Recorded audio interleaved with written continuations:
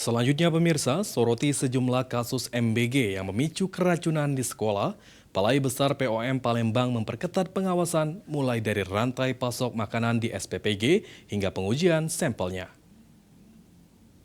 Kita akan memulai acara menyanyi. Soroti sejumlah kasus makan bergizi gratis yang memicu keracunan di sekolah. Balai Besar POM Palembang akan memperketat pengawasan.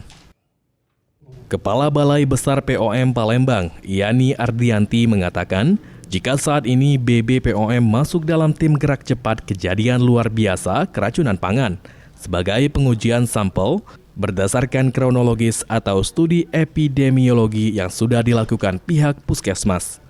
Selain itu, pengawasan dan infeksi di SPPG juga diperketat mulai dari rantai pasok makanan untuk memastikan perilaku keamanan pangan di SPPG.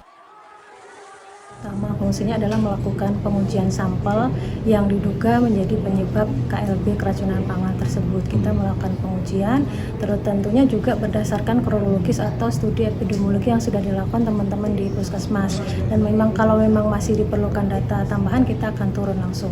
Kemudian di dapur kita juga lakukan penelusuran terkait dengan rantai pasok, kita lakukan kitchen inspection, bagaimana perilaku keamanan pangan dari dapur SPPG dari MBG tersebut. Dari pengawasan BBPOM Palembang, sejauh ini mayoritas penyebab keracunan MBG adalah cemaran bakteri di pangan yang dipicu proses pengolahan maupun bahan baku yang kurang higienis. Sandi Pratama, PAL TV.